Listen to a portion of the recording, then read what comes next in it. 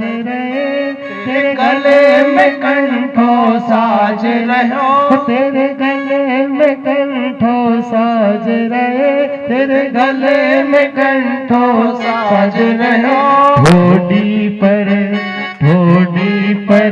ओ ठोडी पर हीरो लाल हालाल, तेरे माथे मुकुट विराज रहो, श्री गोवर्धन महाराज महाराज। तुर माथे मुकुट विराज रहो, तेरे कानन कुंडल चमक रहे, तेरे कानन कुंडल चमक रहे, वो तेरे कानों में कुंडल चमक रहे, तेरे कानों में कुंडल चमक रहे।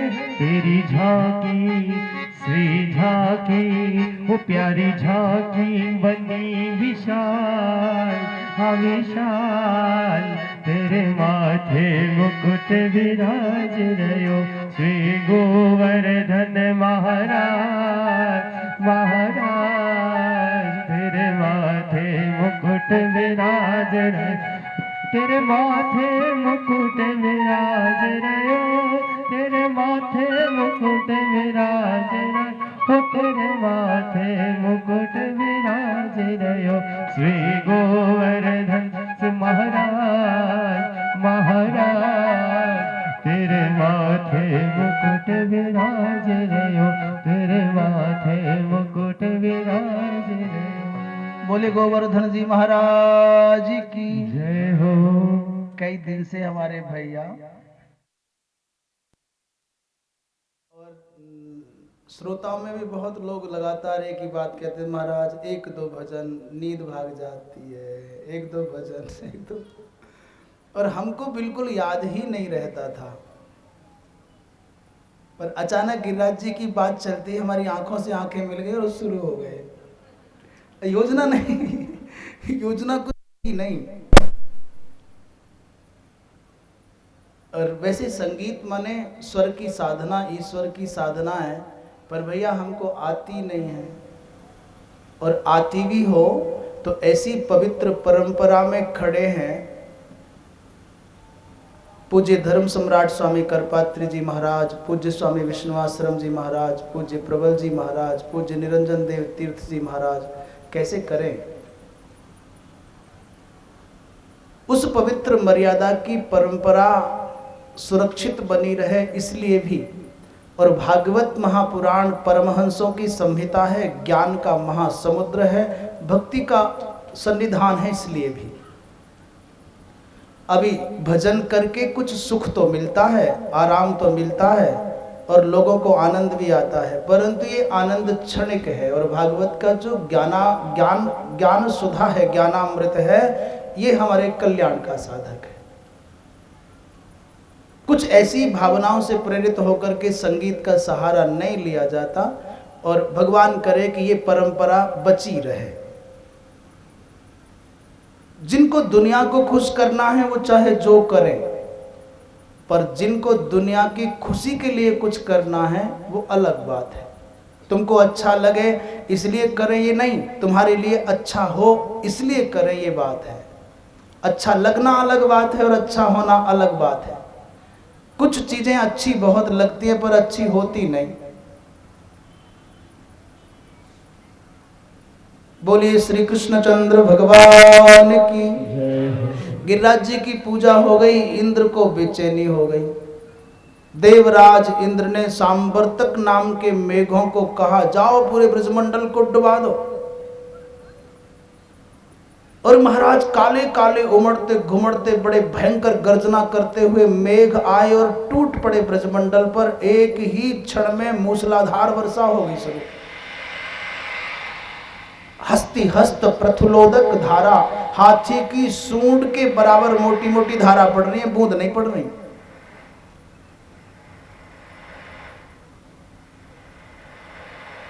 त्राहिमाम करते हुए ग्वाल वाल सब भगवान कृष्ण की शरण में आए। लाला अब बचा, हमने कही ना देवराज इंद्र रूठ जाएंगे।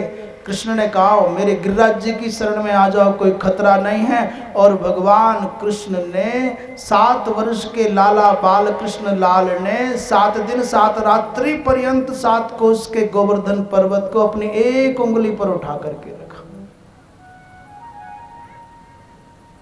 सुदर्शन चक्र को ऊपर लगा दिया, देखो एक बूंद पड़ने ना पाए पहाड़ पर। बासुकी नाग की परिधि बना ली, पानी अंदर ना आने पाए। और महाराज अगस्त जी महाराज को कहा बाबा आ जाओ, अब पानी पियो, बहुत प्यासे थे तुम। ऐसा सुनते हैं एक बार मैया सीता ने राम जी से कहा प्रभु अमावस्या आ रही है, पितरों की तृप्ति के लिए किसी ब्राह्मण को निमंत्रित करो, और देखो ऐसे पंडित जी लाना जो बढ़िया खावें, ये नहीं 4 पूड़ी खा करके कहीं बस हो गया।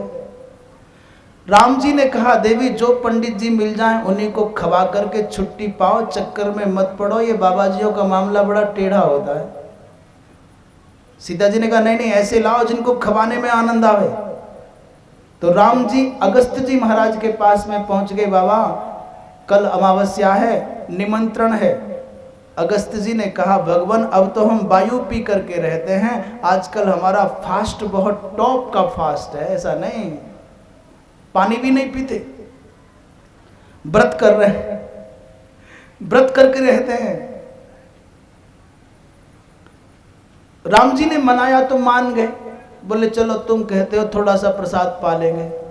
अगले दिन अगस्त जी सही समय पर आ गए और महाराज राम जी ने कहा कि साधारण व्यक्ति नहीं, अगस्त जी प्रसाद पाने आ रहे हैं, तैयारी ठीक से कर लेना। सीता जी भी सावधान हो गई, ये वही अगस्त हैं जो समुद्र को पी सकते हैं, ये वही अगस्त हैं जो आतापी और वातापी को भी पचा सकते हैं। इसलिए मैया सीता ने अष्ट सिद्धि, 9 निधि, अन्नपूर्णा सभी देवियां बुला डाली, पास पड़ोस की सब आ गई, पूड़ी बेली जा रही है, पहाड़ के पहाड़ तैयार हो गए।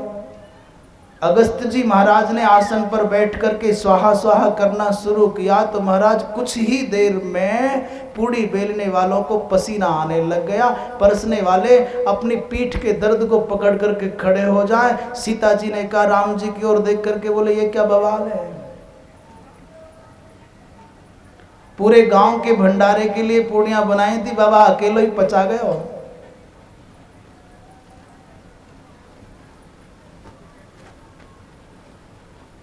श्री राम जी बोले बाबा शास्त्रन में लिखी है कि मध्य मध्य पानीयम, बीच बीच में पानी पी लेना चाहिए, बीच में भोजन के बीच में पानी पीते हैं तो अमृत का काम करता है, इसलिए पानी तो पी लो थोड़ा सा। तो अगस्त जी बोले राम चुप रहो, जब बीच आएगा तब पानी पी लेंगे। सीता जी ने सुन लिया, अभी तो बीच नहीं आया है बाबा का, और यहाँ तो पूरा का पूरा जो स्टॉक था ना भंडार खाली हो गया, अभी बीच नहीं आया। सीता जी ने राम जी से कहा कुछ करो नहीं तो यहाँ तो सब खेल बिगड़ जाएगा। राम जी गए, छोटे से बालक का वेश बना करके आए, नारायण हरि नारायण भिक्षाम देही। सीता जी ने कहा एक से तो पिंड छुटा नहीं है तो दूसरा कहाँ से आ गया मेरी छाती पर, अभी तो एक की पूर्ति नहीं हुई। बोले नहीं नहीं हम पेटू नहीं हैं, हम तो बहुत थोड़ा खा करके अपना गुजारा करते हैं, अल्पाहारी हैं। अगस्त जी महाराज के बराबर में आसन लग गया, छोटी सी थाली में छोटी छोटी कटोरियों में 4 पूड़ी रखी और जल्दी से राम जी ने भोजन खा करके अपने हाथ धो लिए। अगस्त जी ने देखा इसने हाथ धो लिए, अपना भोजन वहीं छोड़ दिया। एक पंक्ति में भोजन करने वाले लोगों में से एक भी व्यक्ति हाथ धो लेता है तो सारी पंक्ति झूठी हो जाती है, भोजन झूठा हो जाता है, फिर नहीं करना चाहिए। अगस्त जी ने आंख टेढ़ी करके कहा बस, बड़ी बड़ी बात बना रहे थे कि इतना खिलाएंगे उतना खिलाएंगे, हाथ धो दिए। राम जी ने कहा प्रभु आप सब जानते हो आपकी तृप्ति कौन कर सकता है, तो चलो कोई बात नहीं पानी पिला दो। राम जी ने कहा अभी पानी नहीं मिलेगा, तुमको द्वापर में पानी पिलाएंगे, इंतजार करो। त्रेता में भोजन करा करके अगस्त जी महाराज को पानी पीने का निमंत्रण द्वापर में दिया, द्वापर के अंत में। और आज भगवान कृष्ण बुला रहे हैं बाबा पानी पीने के लिए आ जाओ। गिरिराज जी के ऊपर चक्र सुदर्शन चक्कर लगा रहे हैं, एक भी बूंद पर्वत के ऊपर नहीं गिरे, सबको जला देते हैं। बासुकी नाग परधी बन करके हैं, एक भी बूंद अंदर नहीं जा पाए। और महाराज अगस्त जी महाराज अपना मुख खोल करके जितनी वर्षा का पानी इकट्ठा होता है सबको स्वाहा करे जा रहे हैं, सब खत्म। 7 दिन रात तक गोपी ग्वाल बाल गिरिराज जी के नीचे भगवान कृष्ण के साथ एक छत के नीचे रहे। इंद्र ने सोचा कि 7 दिन में सब मर गए होंगे, डूब गए होंगे, खत्म हो गया होगा। इंद्र ऐरावत हाथी पर बैठ करके आए, देखते हैं तो महाराज वृक्ष का एक पत्ता भी नहीं टूटा है। बेचारे को पसीना आ गया। भगवान कृष्ण की शरण में आए, सुरभि माता को लेकर के आए, भगवान कृष्ण का अभिषेक हुआ, भगवान को प्रणाम किया, भगवान ने क्षमा कर दिया। ब्रह्मा को क्षमा नहीं किया पर इंद्र को क्षमा कर दिया।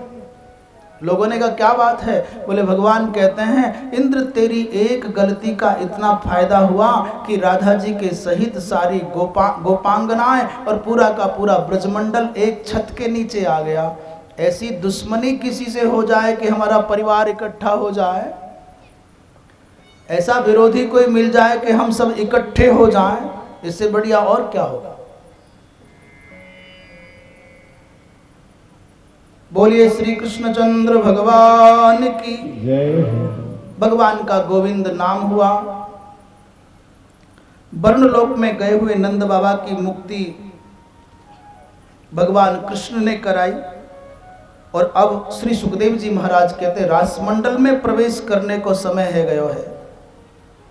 भगवान पितारात्रि ही शरदोत्फुल्ल मल्लिका और वीक्ष्य रंतुम मनश्चक्रे योग माया मुपाश्रितः। भगवान यदि जीव संकल्प करे तो जीव बेचारे जीव के संकल्प की सीमा है, पूरा होगा कि नहीं होगा। परंतु यदि भगवान स्वयं संकल्प करे तो धरती पर कौन है जो उसके संकल्प में विघ्न कर सके। इसलिए भगवान ने क्या किया? बोले भगवान अपितारात्रि ही शरदोत्फुल्ल मल्लिका वीक्ष्य, शरद ऋतु की उन पवित्र रात्रियों को देख करके वीक्ष्य माने दृष्टवा, भगवान ने क्या किया? बोले मनश्चक्रे, मन को बनाया, क्योंकि बिना मन के रमण हो नहीं सकता। अमना ने मन बनाया अथवा अमना ने मन किया, संकल्प किया। क्यों किया? रंतुम मनश्चक्रे, रमण करने के लिए। बोले कैसे रमण होगा? एकाकी न रमते। बोले योग माया मुपाश्रितः, योग माया के संश्रय से। योगाय माया, योग माया जो श्री राधिका रानी के साथ में योग करा सके उस माया का नाम योग माया है, अथवा योग माया माने श्री राधा। भगवान कृष्ण ने अमना ने मन किया और उन गोपांगनाओं के आवाहन करने की भावना से, उन गोपांगनाओं के साथ में रास मंडल में प्रवेश करके रास का आस्वादन करने की भावना से, जीवात्मा और परमात्मा के मिलन का आस्वादन पाने की भावना से मानो भगवान ने संकल्प कर लिया। पूज्य धर्म सम्राट स्वामी करपात्री जी महाराज कहा करते हैं, महायज्ञैश्च यज्ञैश्च ब्राह्म्यं क्रियते तनु। महायज्ञों के द्वारा, यज्ञों के द्वारा, अंगन्यास के द्वारा, करन्यास के द्वारा इस शरीर को साधक पवित्र करता है और फिर भगवान की पूजा के लायक बनाता है। देवो भूत्वा देवान यजेत। हम जब तक पवित्र वस्त्र नहीं पहनेंगे, भावना पवित्र नहीं होगी, हमारा मन शुद्ध नहीं होगा, जीवन में दिव्यता नहीं होगी, तब तक हमारा भजन केवल नाटक बन करके रह जाएगा। इसलिए देह भी पवित्र हो, आपके देह पर पड़ा हुआ आवरण भी पवित्र हो और आपकी भावना, आपका मन भी पावन हो। मन पवित्र हो, तन पवित्र हो, वसन पवित्र हो और जो संसाधन पूजा के हैं वो भी पवित्र हो, स्थान भी पवित्र हो, तब पूजा होनी चाहिए। बोलिए श्री कृष्णचंद्र भगवान की जय। योग माया का आश्रय लेकर के भगवान ने तदोडुराजः ककुवक करैर्मुखम प्राच्या विलिम्पन नरुणेन संतमयी। महाराज शरद ऋतु की माने इसका मतलब है आश्विन मास के शुक्ल पक्ष की पूर्णिमा और शरद ऋतु का वो चंद्रमा निर्मल निष्कल्मष निष्कलंक मयंक पूर्व दिशा के भाल मंडल पर मानो बिंदी के समान सुशोभित हो गया हो। उस अद्भुत दिव्य चंद्रमा के द्वारा आभासित वन प्रांत को यमुना के पुलिन को देख करके भगवान कृष्ण ने बंसी बजाई। जगौ कलम्पाम दृशाम मनोहरम। और जैसे ही बंसी बजाई उस बंसी के निनाद को सुनकर के निशम्य गीतम तदनंग वर्धनम ब्रजस्त्रिय कृष्ण गृहीत मानसाः। उस बंसी के निनाद को सुनकर के भगवान कृष्ण में जिनका मन लगा था वो गोपियां जो जहां बैठी थी आजक मुरन्योन्य मलक्षितोद्यमाः सयत्र कांतो जवलोल कुंडलाः। जो गोपी जहां बैठी थी जो कर रही थी सब कुछ छोड़ करके भगवान कृष्ण की बंसी के निनाद को सुन करके दौड़ पड़ी। और जबेन बेगेन लोलाह चंचलाह कुंडलाह यासांते कुंडलान यासांते। उनके तीव्र गति से चलने के कारण कुंडलों के स्वर से गुंजित हो रही थी दिग्दिगंत। अलक्षितोद्यमाः। घर में जितनी थी सब दौड़ रही है पर किसी को कोई बता नहीं रही। अलक्षिताः अव्यक्ताः प्रच्छन्नाः उद्यमो यासांताः। एक दूसरे से अपनी चेष्टाओं को छिपा करके दौड़ रही हैं। सुखदेव जी महाराज भाव जगत में प्रवेश करके कहते हैं एक तो गोपी कुछ गोपियां दूध दुह रही थी दोहन त्याग करके चल पड़ी। कोई गोपियां गाय का दूध गर्म कर रही थी औटाती थी दूध को औटाता हुआ छोड़ करके भाग चली। कोई गोपियां अपने पतियों को सायंकाल में भोजन परोस रही थी। महाराज अभी सब्जी परोस पाई रोटी पहुंची नहीं और पति देव थाली लेकर के बैठे कि अब रोटी आती होगी अब रोटी आती होगी और साहब वे तो भाग गई। एक गोपी तो अपने बालक को लाला को गोद में बिठा करके दूध पिला रही है और जैसे ही बंसी को स्वर कान में परो अपने लाला को गोद में ते उतार करके जमीन पर धरो और तुरंत भाग गई। कोई अपने पतियों की सेवा कर रही थी कोई भोजन कर रही थी और कोई परिमार्जन माने चौका लगा रही झाड़ू लगा रही। एक गोपी तो काजल लगा रही एक आंख में काजल लगा पाई। तब तक वंशी के निनाद को सुनकर के महाराज भावावेश हुआ और भाग चली। ऐसा सुने एक गोपी तो आंख में लिपस्टिक लगाई गई और होठ पे काजल लगाई गई। होश ही नहीं रहे हो। सुखदेव जी महाराज कहते हैं व्यत्यस्त वस्त्राभरणाः काश्चित कृष्णांतिकम ययुः। भैया एक गोपी को तो होश ही नहीं था ऊपर के कपड़े नीचे और नीचे के ऊपर पहन लिए। लोगों ने कहा पागल थी क्या? बोले भगवान को पागल ही प्यारे लगते हैं। जिनको शरीर को सजाने का भान है उनको भगवान नहीं मिलते और जिनको शरीर सजाने का भान नहीं है भगवान उनसे दूर कहां जाएंगे। इस तन को सजा भी लोगे तो क्या पाओगे? मन को सजाओ मन सज गया मन सुंदर हो गया मन सध गया तो परमात्मा मिल जाएगा। तन की सुंदरता पतन की ओर ले जाएगी और मन की सुंदरता भगवान की ओर ले जाएगी। इसलिए तन सजे न सजे पर मन सज जाए। भगवान की सुंदरता को देख करके चित्त में उपासना के संस्कार जगते हैं भावना पवित्र होती है और संसार के श्रृंगार को देख करके व्यक्ति के चित्त में वासना के संस्कार उदित होते हैं व्यक्ति का पतन होता है। इसलिए भैया आपके श्रृंगार का यदि उद्देश्य परमात्मा की प्राप्ति है तब तो वंदनीय है और यदि आपके श्रृंगार का उद्देश्य संसार को खुश करना है तो निंदनीय है। और भगवान